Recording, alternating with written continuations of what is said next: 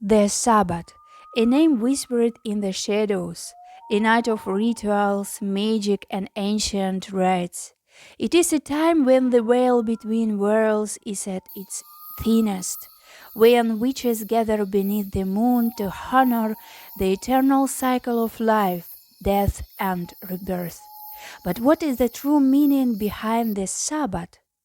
What ancient forces are we invoking when we step into the sacred circle? The roots of the Sabbath stretch deep into the past, woven into the fabric of nature's cycles. These sacred nights were once the turning points of the year, marked by planting and harvest, light and darkness, birth and decay. To the ancients, these were not just seasons, they were portals of power, times when the world itself shifted and magic was strongest. Among the many sacred days of the witch's year, four stand as pillars of power. In bulk, the promise of light's return, a time of purification and renewal. Beltane, the fire festival of passion and fertility, where the veil between the realms of the living and the unseen shimmers like a mirage. Lugnasad, the feast of first harvest, when we honor the sacrifices made for our abundance. And Samhain, the night when the spirits walk, when death is honored and the cycle prepares to begin again. Fire, water, air, and earth, the elements that shape our world, also shape the rites of the Sabbath. Candles burn as symbols of divine light. Herbs gathered by moonlight bring protection and healing. Wine is poured, a sacred offering to the spirits and gods who watch over the ritual. The dance of witches, the whisper of spells, the calling of names long forgotten, these are the echoes of a practice as old as time itself. The Sabbath is more than a ritual, it is a return. A return to the earth, to the ancient rhythms of life and death, to the forces that shape our world.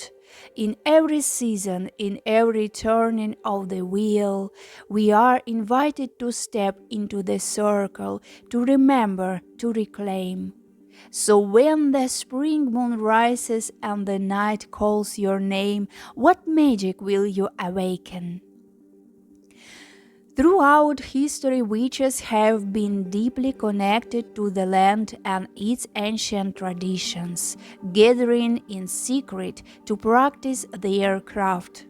In Ukraine, witches were believed to meet on Lisa Hora, the Bald Mountain, mystical hills, where they danced under the full moon, summoned spirits, and performed powerful rites. These gatherings were said to be so strong that the very earth trembled beneath them. In Romania, witches, or vrăjitoare, were feared and revered for their mastery of black magic and curses, often working in secrecy with ancient spells passed down through generations. Even today, some Romanian witches still offer these services, blending old-world magic with modern beliefs. In Germany, the legendary Brocken Mountain was the heart of Walpurgisnacht, the witches' night of wild revelry. On April 30th, witches were said to fly through the sky, gathering on the mountain top to feast, dance, and invoke dark spirits before the arrival of May Day. The night was so infamous that even Goethe immortalized it in Faust, cementing Brocken's place in witch lore. Across Europe, these traditions wove together the mystical and the forbidden, creating a rich and powerful legacy of traditional witchcraft, rituals, and secret gatherings that still whisper through the forest and mountains today.